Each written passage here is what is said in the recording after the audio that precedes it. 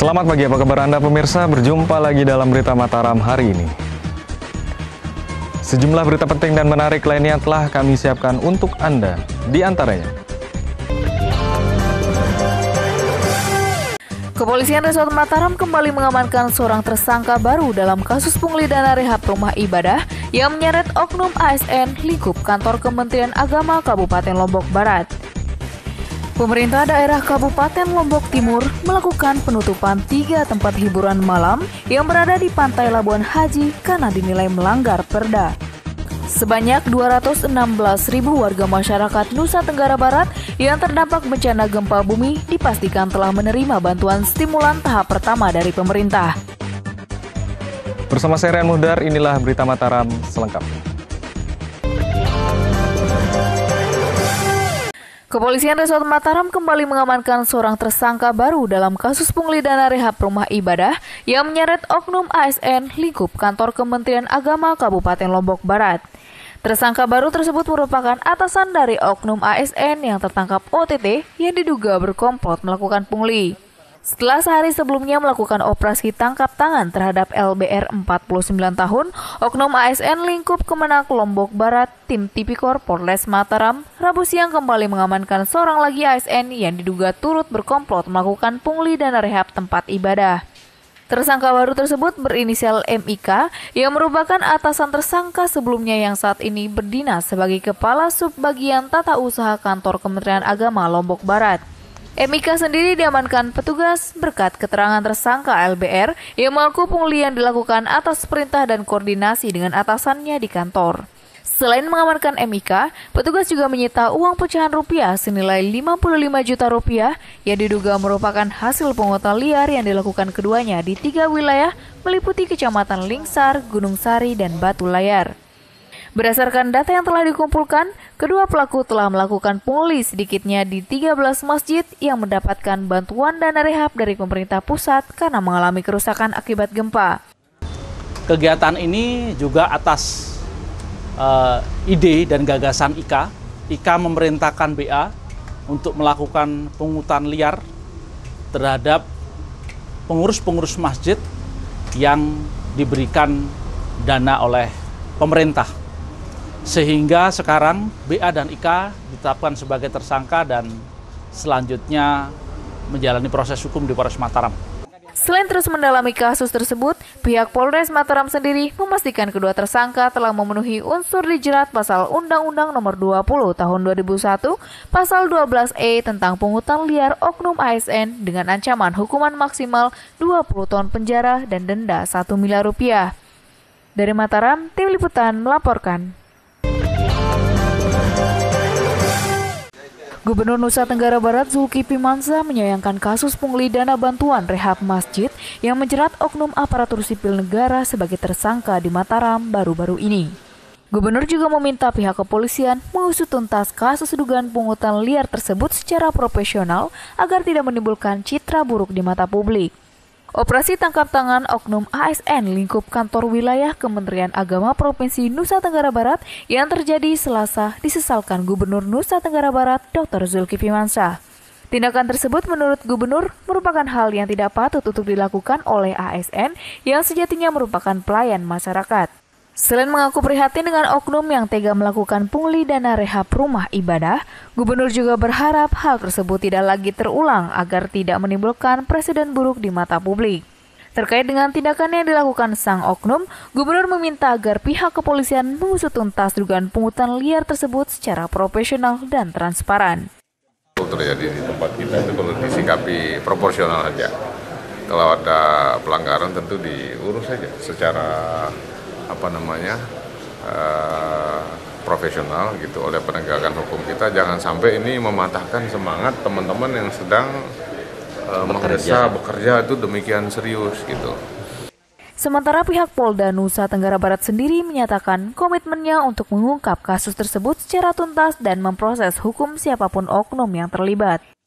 Tentunya ini hal lebih prioritas karena ini menyangkut masalah situasi seperti ini ya. Ada ini dan memang anggaran untuk itu ternyata dilakukan penyimpangan seperti itu, tentunya kita lebih serius dan lebih fokus untuk menangani dengan profesional. Dari Mataram, Tim Liputan melaporkan. Kasus operasi tangkap tangan oknum ASN yang merupakan bawahannya disikapi serius Kepala Kantor Wilayah Kementerian Agama Nusa Tenggara Barat dan menyatakan siap memberikan sanksi tegas kepada oknum ASN dengan sanksi pemecatan sesuai dengan ketentuan yang berlaku. Pihak Kanwil sendiri mempertegas tidak akan mengintervensi proses hukum dan menyerahkan sepenuhnya penanganannya kepada pihak berwajib. Hal tersebut disampaikan Kepala Kantor Wilayah Kementerian Agama Provinsi Nusa Tenggara Barat, Nasruddin, saat dikonfirmasi media Rabu siang. Selain mengaku kaget, Nasruddin juga menyatakan kecewa dengan tindakan ASN yang bekerja di lingkup kantor yang dipimpinnya. Terkait dengan ulah sang oknum memungut-pungutan tidak sesuai dengan ketentuan pada bantuan dana rehab masjid, pihaknya menyatakan siap memberikan sanksi tegas kepada sang oknum berupa sanksi pemecatan jika terbukti bersalah. Pihak Kanwil Kemenag NTB juga mempertegas tidak akan mengintervensi proses hukum dan menyerahkan sepenuhnya penanganan kasus tersebut terhadap pihak berwajib. Langkah tegas kita kepada yang bersangkutan tentunya kita mendorong proses hukumnya dan kita tidak akan ada pembelaan apapun kepada aparat hukum untuk hal ini agar diberikan sanksi yang tegas. Kalau memang dia benar-benar melakukan pemungutan tersebut. Sementara terkait dengan proses hukum dan proses penyelidikan yang tengah dilakukan pihak kepolisian, pihak Kanwil Kementerian Agama akan bekerja sama dan akan membantu sepenuhnya penuntasan kasus tersebut secara transparan. Dari Mataram, Tim Liputan melaporkan. Sebanyak 216.000 warga masyarakat Nusa Tenggara Barat yang terdampak bencana gempa bumi dipastikan telah menerima bantuan stimulan tahap pertama dari pemerintah. Total keseluruhan bantuan stimulan yang telah dicairkan pemerintah tercatat sebesar 3,5 triliun rupiah yang terbagi di seluruh wilayah terdampak gempa. Kepastian perihal pencairan dana stimulan tersebut dipaparkan Badan Penanggulangan Bencana Daerah yang menegaskan sebanyak 72% masyarakat terdampak gempa di Nusa Tenggara Barat telah menerima bantuan stimulan tahap pertama. Pemerintah daerah dalam hal ini telah menggelontarkan dana stimulan yang berasal dari pemerintah pusat sebanyak 3,5 triliun yang telah dialokasikan ke 216.000 warga korban gempa di 7 kabupaten kota yang ada di Nusa Tenggara Barat. 7 kabupaten tersebut meliputi Kota Mataram, Kabupaten Lombok Barat, Kabupaten Lombok Utara, Kabupaten Lombok Tengah, Kabupaten Lombok Timur, Kabupaten Sumbawa, dan Kabupaten Sumbawa Barat. Seluruh dana tersebut menurut pihak BPBD saat ini telah dicairkan di rekening masing-masing warga untuk selanjutnya dialokasikan untuk membangun hunian sesuai dengan petunjuk teknis pelaksanaan dan konstruksi bangunan yang telah ditentukan pihak PUPR. Dilaporkan oleh pemerintah pusat kepada kabupaten kota untuk pembangunan kembali perumahan ini adalah 3,5 triliun. Ya. Di antara 3 triliun itu sudah mencakup 72% dari masyarakat yang terdampak yang 216.000 itu sudah menerima bantuan. Dalam proses pencairan dana stimulan rehabilitasi dan rekonstruksi rumah warga korban gempa tahap pertama, terdapat sekitar 365.000 warga di 7 kabupaten kota yang masuk dalam daftar verifikasi penerima bantuan dana stimulan dari pemerintah. Dari Mataram, Tim Liputan melaporkan.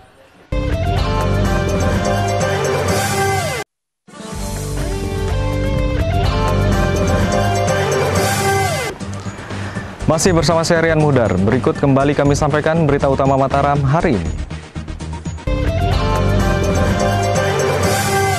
Kepolisian Resort Mataram kembali mengamankan seorang tersangka baru dalam kasus pungli dana rehab rumah ibadah yang menyeret oknum ASN lingkup kantor Kementerian Agama Kabupaten Lombok Barat. Pemerintah daerah Kabupaten Lombok Timur melakukan penutupan 3 tempat hiburan malam yang berada di Pantai Labuan Haji karena dinilai melanggar perda. Sebanyak 216.000 warga masyarakat Nusa Tenggara Barat yang terdampak bencana gempa bumi dipastikan telah menerima bantuan stimulan tahap pertama dari pemerintah. Pemerintah daerah Kabupaten Lombok Timur melakukan penutupan 3 tempat hiburan malam yang berada di Pantai Labuan Haji karena dinilai melanggar perda. Langkah penutupan tersebut setelah Bupati mencabut izin operasional karena dinilai tidak sesuai dengan kesepakatan dengan pihak Pemda sebelumnya. Langkah penutupan operasional 3 buah kafe tempat hiburan malam di kawasan Pantai Labuan Haji akhirnya dilaksanakan pemerintah daerah Kabupaten Lombok Timur Rabu sore. 3 kafe yang ditutup pemerintah daerah tersebut adalah Cafe Diamond, Cafe Liem, dan Cafe Meliwis yang berada di kawasan Pantai Labuan Haji, Lombok Timur. Proses penutupan dilakukan petugas Satpol PP Lotim dengan mendatangi pengelola 3 kafe tersebut dan memberitahukan untuk sementara waktu tidak beroperasi hingga waktu yang belum ditentukan. 3 tempat hiburan tersebut dilakukan karena dinilai melanggar Peraturan Daerah Nomor 8 Tahun 2002 tentang miras dan Perda 4 Tahun 2007 tentang ketertiban umum. Langkah penutupan juga diperkuat dengan pencabutan izin operasional oleh Bupati Lombok Timur karena 3 kafe yang ada di kawasan tersebut dinilai melanggar kesepakatan bersama pihak Pemda. Pasca dilakukan penutupan, para pengelola tempat hiburan malam tersebut selanjutnya diperkenakan untuk mengurus ulang izin operasional mereka dengan catatan tidak disalahgunakan untuk kepentingan yang lain. Kegiatan yang dilakukan di sini melanggar peraturan daerah baik Perda Nomor 8 Tahun 2002. Kita lihat kegiatan di kafe dan tempat karaoke ini ada penjualan miras, kemudian ada pelanggaran terhadap Perda Nomor 4 Tahun 2007 tentang ketentraman dan ketertiban umum. Kita bukan ilegal. Jadi tolong kita diberitahu mana salah, mana benar, mana yang menyimpang, mana tidak. Karena kafe ini dari dunia sebelum runtuh sampai mau runtuh seperti ini. Ada perubahan. Langkah penertiban sejumlah tempat hiburan yang dilakukan Pemda Lombok Timur sebagai langkah Pemda membangun komitmen bersama warga masyarakat untuk membangun iklim kondusif dan taat peraturan daerah di Bumi Patuh Karya. Dari Lombok Timur, Tim Liputan melaporkan. Dampak gempa bumi yang merusak bangunan sekolah di Kabupaten Lombok Utara membuat pihak sekolah pesimis bisa menyelenggarakan ujian nasional berbasis komputer seperti yang pernah digelar sebelumnya. Pasalnya, selain terbatasnya ruang kelas, hingga saat ini pihak sekolah juga masih terkendala peralatan komputer yang seluruhnya rusak terdampak gempa. Meski telah berlalu 5 bulan lamanya dampak gempa bumi hingga kini masih dirasakan sejumlah sekolah di Kabupaten Lombok Utara karena minimnya ruang kelas dan hancurnya fasilitas sekolah akibat gempa. Di SMA 1 Pemenang Lombok Utara misalnya, saat ini sejumlah ruang kelas darurat memang telah terbangun yang dijadikan sebagai ruang kelas sementara tempat proses belajar mengajar berlangsung setiap harinya. Namun terbatasnya ruang kelas dan juga hancurnya fasilitas sekolah seperti ruang laboratorium komputer yang biasa digunakan para siswa membuat pihak sekolah pesimis bisa menyelenggarakan UNBK seperti tahun-tahun sebelumnya. Karenanya pihak sekolah hingga saat ini masih menunggu arahan dari Dinas Pendidikan Provinsi NTB terkait bagaimana solusi terkait waktu pelaksanaan UNBK yang akan diikuti para siswa kelas 12 pada awal bulan April mendatang. Kalau kesiapan sarana dan prasarana jelas tidak siap. Ya, kita sudah 2 kali, SMA Pemenang ini sudah 2 kali UNBK. Kalau misalnya sumber daya seperti teknisi, kemudian proktor, kemudian kesiapan kita dalam segi administrasi, kita sudah siap sebenarnya UNBK. Selain SMA 1 Pemenang, di Kabupaten Lombok Utara sendiri terdapat ratusan sekolah dengan kondisi yang sama dan terancam tidak bisa mengikuti ujian nasional berbasis komputer karena ketiadaan sarana dan prasarana pendukung karena rusak terdampak gempa bumi 5 bulan lalu. Dari Lombok Utara, Tim Liputan melaporkan. Kepolisian Resort Lombok Timur melakukan sosialisasi gerakan sadar berlalu lintas kepada para pelajar milenial sebagai upaya mencegah tingkat kecelakaan lalu lintas di kalangan remaja. Kegiatan tersebut juga sebagai program kegiatan serentak Polri dalam rangka Millennial Road Safety Festival yang akan digelar pada bulan Maret mendatang. Sosialisasi keselamatan berkendara safety riding digelar Satuan Lalu Lintas Polres Lombok Timur dengan mendatangi sejumlah sekolah menengah SMP dan SMA yang dimulai pada awal pekan ini. Program serentak Kepolisian Republik Indonesia tersebut mengambil tema sosialisasi milenial Inta Lalu Lintas yang merupakan rangkaian Road Safety Festival yang akan digelar pada bulan Maret mendatang. Selain mengajak para generasi muda untuk bijak berlalu lintas, langkah tersebut juga digelar sebagai upaya penyadaran dan sosialisasi pentingnya keselamatan lalu lintas bagi generasi muda. Upaya penyadaran tersebut dilakukan karena Indonesia saat ini berada di urutan kelima dunia angka kecelakaan tertinggi yang justru didominasi oleh para remaja hingga dewasa antara usia 15 hingga 35 tahun. Yang pertama untuk masyarakat kaum milenial ini lebih peduli atau cinta lagi kepada lalu lintas, di mana kecelakaan lalu lintas di dunia menduduki nomor 5 tertinggi. Maka dari itu nasional mengadakan kegiatan ini. Langkah sosialisasi tersebut disambut baik pihak sekolah sebagai bagian mengajarkan disiplin dan tertib bagi para siswa usia sekolah agar mengerti aturan dan resiko berlalu lintas di jalan. Sehingga harapan saya selaku pimpinan di sini, mudah-mudahan dengan kegiatan ini tumbuh kesadaran untuk selalu tertib di dalam berlalu lintas. Apalagi kita tahu bahwa usia anak SMP belum pas untuk mengendarai sepeda motor. Dari Lombok Timur, Tim Liputan melaporkan.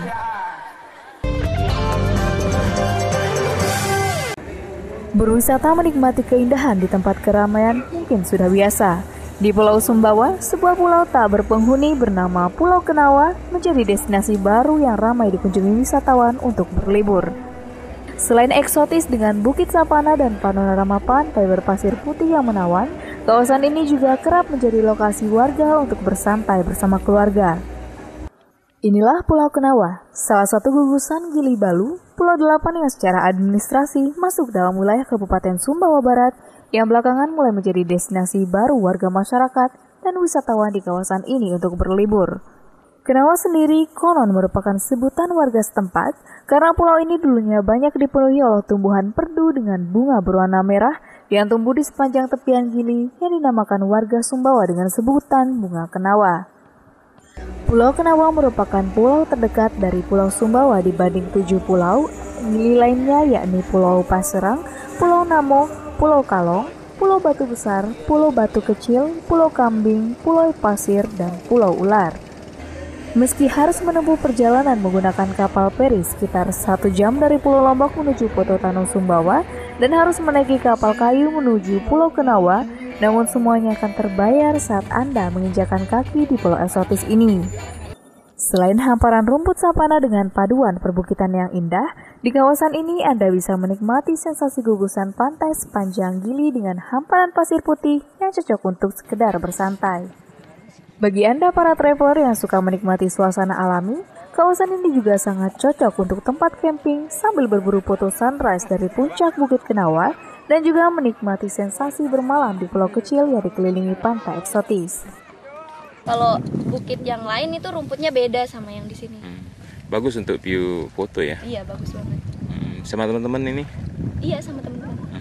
Memang sengaja khusus ke sini atau gimana? Iya, emang sengaja. Pulang kerja langsung ke sini. 6 kali enggak pernah bosan. Jika Anda hobi berwisata dan suka mengeksplor destinasi baru, kawasan Gili Balu berikut eksotisme Pulau Kenawa di Kabupaten Sumbawa Barat ini sangat cocok menjadi alternatif liburan Anda bersama rekan dan keluarga. Dari Kabupaten Sumbawa Barat, Tim Liputan melaporkan. Pemirsa, demikian berita Mataram hari ini. Saya Rian Mudar, terima kasih atas perhatian Anda. Selamat pagi dan selamat beraktivitas.